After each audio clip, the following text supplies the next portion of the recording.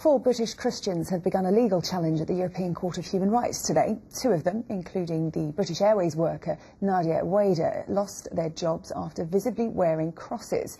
Cases have also been brought by a Relate therapist who was sacked for saying he might not be comfortable giving sex counselling to homosexual couples, and a registrar who refused to conduct civil partnership ceremonies. Well, I'm joined now by Peter Norris from the Christian Legal Centre, which is bringing the case, and by Andrew Copson, the Chief Executive of the British Humanist Association. And Andrew, I'll come to you first. Is there room for religion in the workplace, or should you leave your beliefs at home when you go to work? I think there's certainly room for people to be able to express their religious beliefs in a reasonable way without infringing the rights of others. I think what these cases, specifically the case of Lillian Le Daly, the registrar, and Gary McFarlane, the counsellor, what these cases are about is not allowing people's religious beliefs to prevent them from doing the jobs that they need to be doing, and to deny services to people who are entitled to receive those services. If you're a therapist, a relationship counsellor, I don't think there's any reason that you should be able to deny some couples your services based on your own prejudices. So I think that these cases are about where the line of reasonableness sits between allowing people to express their beliefs, which is a precious freedom that we all have, and then the rights of other people to access a service regardless of their own sexuality or disability or gender. Peter, I want to pick up on the point about religious symbols and the case of this BA member of staff who wore a cross and claimed she was sacked because she wouldn't take it off on us because it breached their uniform policies. Now, a lot of people will be saying, is that really a big deal? Should this really be going to the European Court of Human Rights? Is religious freedom not being misrepresented in these cases? Well, I think if we think about it, I mean, 20 years ago, even 10 years ago, these cases weren't happening. So the question is, what has happened for these cases to arise? And there's been a gradual attempts to marginalise Christian faith from the public space. So in both cases, I mean, I can't comment in detail on the BA workers case. I'm more familiar with Shirley Chaplin, the nurse, but she had actually worn that cross for 30 years in public service as a nurse.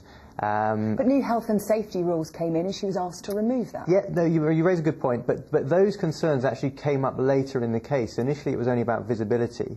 Then it was, they said it was because of health and safety, and in response Shirley Chaplin said, OK, well I'll put it on a magnetic clasp so that if it gets pulled it will come straight off. She agreed to make some concession, but that was not good enough for them, and the health and safety policy has not been applied uniformly. So for other forms of religious dress, for example headscarves attached with large brooches, they've still been allowed. So there's an asymmetry here. It's not been applied fairly across the board.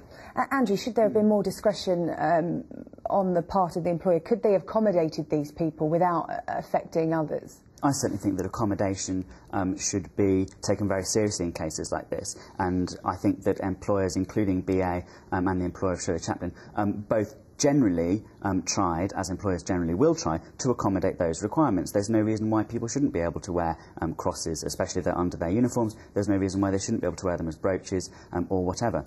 I disagree with what's just been said about where these cases are coming from. I don't think they're coming from an increased marginalisation of Christians. I think they're coming from an increasingly strident Christian lobby. And I think cases like this, which ought to be sorted out quite a sensible, common sense way on the ground, are being used to whip up a sort of narrative of persecution, which is really a fig leaf for an attempt to increase the visibility and privilege of religion in public life. Peter, does Andrew have a point there? Are religions now saying, stand up for your religion? If you want to wear a symbol of your faith, you should be able to. You should be pushing this harder.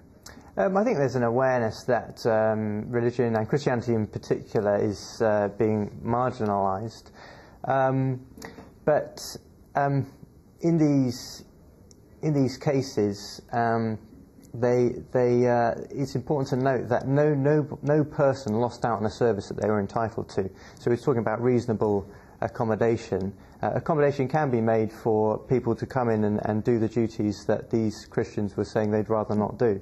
And the employers dealt in quite a heavy-handed way with these people. Where do you draw the line, though? Because if the judge rules in favour of some of these cases, I mean, this could change the UK law, the laws in Europe. I mean, what happens? Do Christians start saying we're not going to work on Sundays? Do Muslims say we're not going to start working on Fridays? Where do you draw the line? And also, where do you draw the line in terms of what people you allow people to discriminate against on the basis of their beliefs? I mean, there are people whose religion has very negative and judgmental things to say about people with disabilities, or about people who are women, or about people at particular ages or of different ethnicities. I think that to establish a principle that your religious beliefs are a carte blanche to really choose who you're going to provide a service to, discriminate against those people, and expect to be able to have your beliefs placed at the centre of your working world would establish a totally incorrect principle. I don't think one that anyone would really see as reasonable or sustainable. OK, Andrew Copson and Peter Norris, thank you very much for your thoughts. Thank you.